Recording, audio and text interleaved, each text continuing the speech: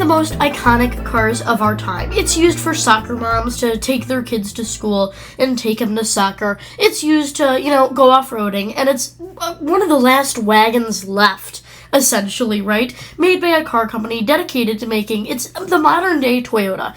They have the cheap, amazing, reliable, affordable vehicles, and an off-road version of that. They have sports cars, but not sports cars, but sport-tier vehicles. They have a nice wagon for the family, a large SUV/minivan for families that want something bigger, and a smaller SUV for adventuring, right? It's a perfect lineup, backed by the best car company, arguably, to have ever been created in terms of reliability, profit, global stability.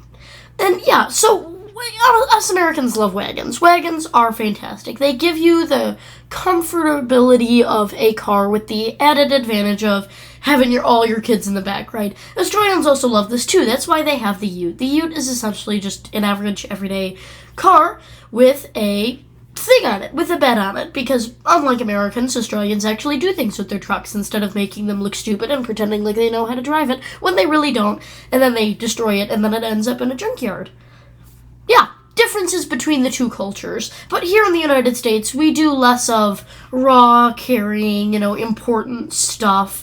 We do more office jobs and big, big, big families. So it makes sense that, the United States version of the modified sedan would, of course, be the wagon. Your average, everyday, family-carrying car, beige rectangle, just designed to get the kids to school, drive by McDonald's, take them to soccer, and then go home and do it all over again the next morning. That's what these are designed for, and they are incredibly good at what they do. And for arguably a very long time, the Subaru Outback has been standing out among the rest.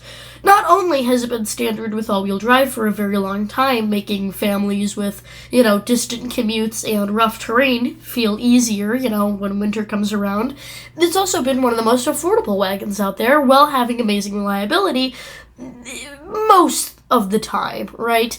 Now, when I said modern-day wagons were scarce, I meant they are scarce. They are a dying breed right now. So, before I get into this, I just want to I want to unmuddy the water that is the wagon.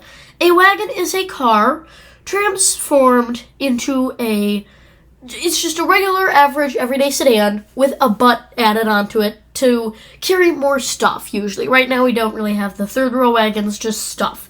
Stuff is really all we carry in our wagons nowadays, right? And it has to have an also-selling sedan equivalent. Like, you have to be able to buy the Camry wagon and the regular Camry. You have to be able to buy the XC70 and the S80, right? You always have to have that sedan component there. That way families can choose, right? So as an American United States citizen, when I think of wagon, there are three that I think of. The Volvo V90 with its S90 counterpart, the Volvo V60 with its X60 counterpart, and the Subaru Outback with the Subaru Legacy counterpart. Name another wagon in the United States. I can't. Like maybe the Subaru Impreza, but no, they just updated that. That's not a wagon, that's a hatchback. It's just, wagons are such a dying breed nowadays. It's ridiculous. Now, of course, in foreign markets, there are a bunch of weird little wagony things made by other car companies like Subaru and Toyota, but we're just talking about the United States. So, yeah, wagons are a dying breed, and the Subaru Outback is one of three, at least here in the United States, being sold. So let's take a deeper look into the Subaru Outback, shall we? Learn a little bit more about it, and get into the generations the Outback is based off of, was released in 1989. Now, we know it as the Subaru Outback, which is the wagon version of the Legacy. Now, it wasn't called the Outback for a while, and we'll get into that later, but actually, there was a wagon variant of the Legacy when it first came out in 1989. The Subaru Legacy wagon. There was nothing special about it. It wasn't really off-roady. It was still technically an Outback. I mean, what is an Outback more than just a Legacy wagon, except a little bit higher off the ground and all-wheel drive? Other than that, very, very similar vehicles. Although, over the years, in 1995, the Subaru Legacy Outback became a thing. Now, Outback was the top trim level for Subaru. You know how Toyota has Platinum or, Adventure, those kind of names that they tack onto every single car. If you can't tell, I'm sick still. I'm still very sick. Outback was a top trim level name for Subaru. So you had the Subaru Legacy Outback, no, the Subaru Legacy Wagon Outback, and then of course you had the regular Legacy Sedan, which also, I believe, at one point or another had an Outback trim. And then of course, if the Outback had if the Legacy wagon had an Outback trim, the Impreza did too. There was also an Impreza Outback. That's how we got the Subaru Impreza Outback Sport, that mouthful, in the late 2010s. It was the evolution of that where, Outback was still the top trim level for a given vehicle, right? But in the year 2000, Subaru decided that the Subaru, Legacy Outback, or as people were calling it, the Subaru Outback, was selling so well, they decided they would just call it the Subaru Outback. So from 2000, it was officially the Subaru Outback. That was the name of it. See, there you go. That was its name. Subaru Outback. Great vehicle, amazing, and this would be the first official generation of the Subaru Outback. Now, they eventually updated it in 2005 to one of my favorite generations. This generation was really good for off-roading and things like that. It was a wagon, all-wheel drive, just overall a really amazing vehicle. In 2010, they updated it to this more frog-faced, modern, bulky-looking car, but it was still an Outback, still an all-wheel drive, and this is actually gaining popularity with in the past few years for being a cheap, great source of transportation, right? What more could you ask for from a vehicle? Then in 2015, they updated it again with the generation that I personally like the most. It was a great car. It was fantastic, reliable, it had everything anyone wanted, and yet it still had those Outback touches that you would expect from Subaru. 2020, they updated it again, and this is where we dropped off. Now, the current Outback is a lot uglier, but, it's always kind of been the same. Wagon, all-wheel drive, off-roady, nice. Subaru would never make the Outback not a wagon. The Subaru Outback being a wagon, if the Subaru Outback is not a wagon, then what's the point of even having an Outback? Just, get rid of it entirely and just sell the Forester. Oh, did I forget to mention they're coming out with a new... The Subaru Outback is no longer a wagon. It is crap. It is garbage. It is it is a public toilet seat left down. It is one of the ugliest cars I've ever seen. So this is there's 5 pictures circulating. This is one of them. I think the most clear one. I'm also sick, so yes, I sound Also, EA, you suck. I hate it. It keeps popping up. I delete the EA app whenever I'm not playing Sims 4 so that I don't have to deal with the stupid things. Anyway, what were they thinking? First of all, it's got this hideous shape. It's hideous. Wide doors, tiny windows, can't even see anything out of it. Useless shape, useless design. It's so blocky and square. If you showed this thing a rock, a speed bump, it would shatter into a million pieces. Why does every car need to be a square now? It's got this hideous grille. It's hideous. It's just hideous. The style lines and body it's hideous. It is one of the ugliest cars I have ever seen. It's got these stupid, awful, disgusting split headlights. The Hyundai Kona has these. We're just taking Hyundai styling now.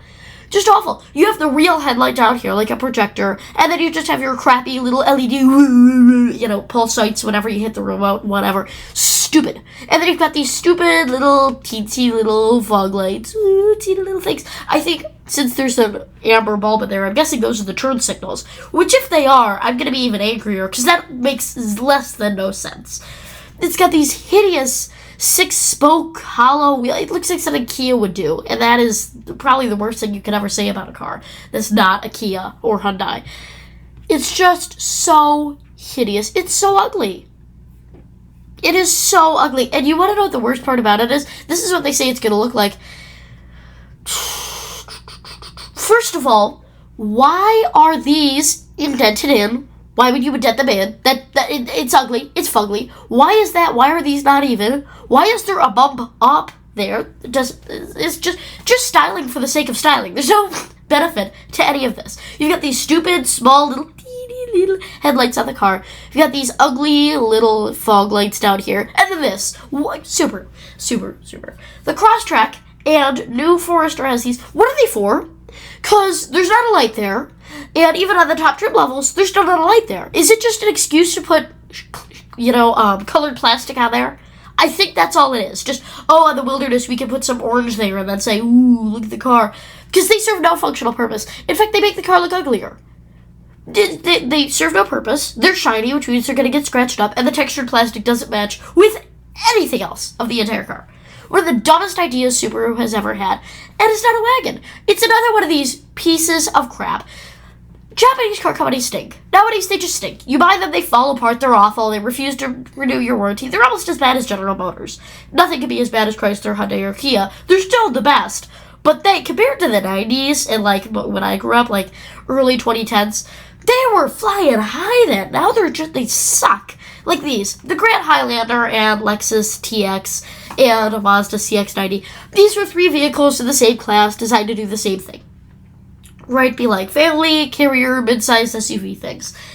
And this was a tell of just how awful Toyota has been and Mazda has been collectively, because this was a new car, right? They engineered this from the ground up. And whenever they come up with a new car like that, I'm always interested to see the reliability, because that shows where the company is now. Like the Toyota Camry, that was designed in 2018. Well, at least the older version. That was out until like last month or whatever. That was a tell of Toyota from 2018. This would be a tell of modern day Toyota, how they would design a car. And this has been one of their most problematic vehicles yet. It has been recalled so many times. They had a stop sale order. The Lexus TX, that's all shushed away because it's a Lexus. They don't want you to have to worry about that. And the Mazda XC90 just, it doesn't work. The sensors have been going off. Things have been falling off. It's just awful. They suck. And this is going to be another one of them. These mid-sized family crossover pieces of shit from these stupid, Japanese car companies that can't even put a bolt on. It's ridiculous. It's stupid. So you want to know what?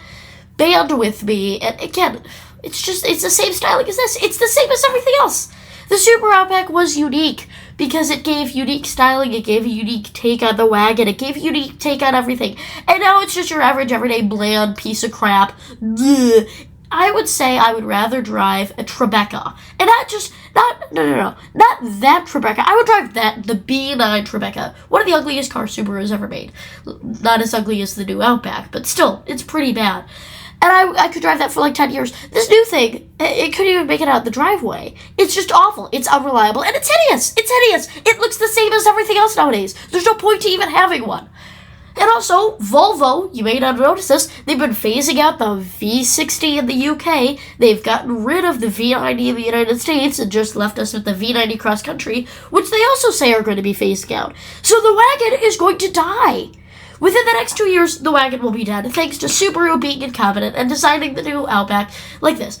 As I know people that own Outbacks, they also do not like this. Any person that has bought an Outback before and that is looking for a new Subaru, they're just going to buy a used Outback. They're not going to buy this. No one wants this. Subaru, no one wants this. You have been making good cars that people have wanted, like the Impreza, the Crosstrek, for so long. So just keep it up. Why did we suddenly turn to poo? Why did we have to go to poo? Why? I know you can figure it out. You've been making cars forever. You can figure this out, Subaru. You don't need to go this direction. And yet they did. So yeah, this has been this video, and I'm upset. Subaru, why would you do that? Why? It makes no logical sense.